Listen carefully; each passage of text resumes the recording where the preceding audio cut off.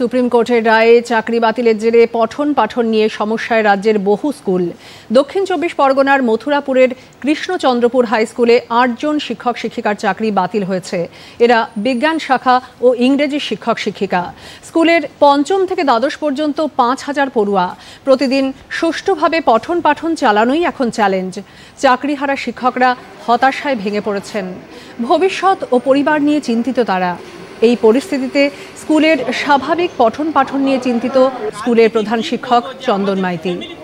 মানে যে ভেসে যাওয়ার মতো অবস্থা, মানে কাল থেকে আমাদের মাইনে বন্ধ হয়ে গেল, মানে আমাদের লোন কিভাবে শোধ করবে এবং পরিবারকে কিভাবে রাখবো, মানে কীরকম অবস্থার মধ্যে আছি, মানে কি বলার মতো এবং ভাষার মধ্যে নেই, মানে মোরা ছাড়া যেন আমাদের গতি নেই, মানে এরকম পরিস্থিতির মধ্যে আছি। আমাদের যে চাকরিটা চলে গেল, আজকে আমাদের শিক্ষার কোনো দাম রইল? এই যে মাধ্যমিকে যে আমাদের স্টার, উচ্চ মাধ্যমিক স্টার, গ্র্যাজুয়েশনে ফার্স্ট ক্লাসে কোনো মূল্যই আছে? আজকের আমাদের সমাজে সবার কাছে আমাদের নিচু করে দিল। মানে আজ স্কুল থেকে যে বেরিয়ে যাব রাস্তায়, আজকের আমাদের মানে সবার সামনে মুখ দেখাতে পারবো না। বাড়িতে বাবা অসুস্থ, বাবার 1000 রকমের ওষুধ লাগবে। রিসেন্ট আমি ব্লাড কেনার জন্য লোন নিয়েছি। কীভাবে চলবে আমি কিছু বলার নেই। আজকে মানুষের কন্ডিশন ভালো নেই। পুরোটা দায়িত্ব রাজ্য সরকার। রাজ্য সরকারের ভুলে আজকের আমরা যোগ্য প্রার্থীরা এইভাবে,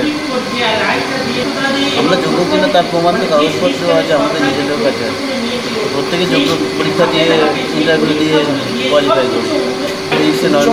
ফিজিক্স পড়া নন্দপুর রামকৃষ্ণ থেকে 2022-এ খুবই উদ্বেগের মধ্যে আছি যে ৮ জন শিক্ষক একটা স্কুলের চলে যাওয়া, মানে আমাদের মতো কৃষ্ণচন্দ্রপুর হাই স্কুল যেটা সুন্দরবনের একটা পিছিয়ে পড়া জায়গায় ৮ জন শিক্ষক, এমনি আমাদের শূন্যপদ প্রায় 15 জন আছে, তার মধ্যে আবার ৮ জন চলে গেল।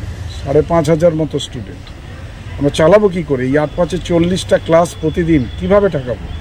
এবং এই 8 জন কান্নায় ভেঙে পড়েছে। তাদের কোনো ডিউটি আজকে অ্যালট করতে পারিনি।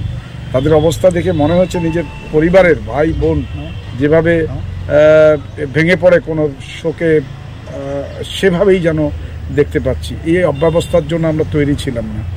আমরা অনুরোধ করব মাননীয় মুখ্যমন্ত্রীর কাছে, মাননীয় শিক্ষামন্ত্রীর কাছে, রাজ্যের শিক্ষা দপ্তরের কাছে, যে যারা যোগ্য তাদের আগামী দিনে রিটেন করা যাতে যায়, সেই বিষয়টাকে তারা যাতে সর্বাধিক গুরুত্ব দেয়।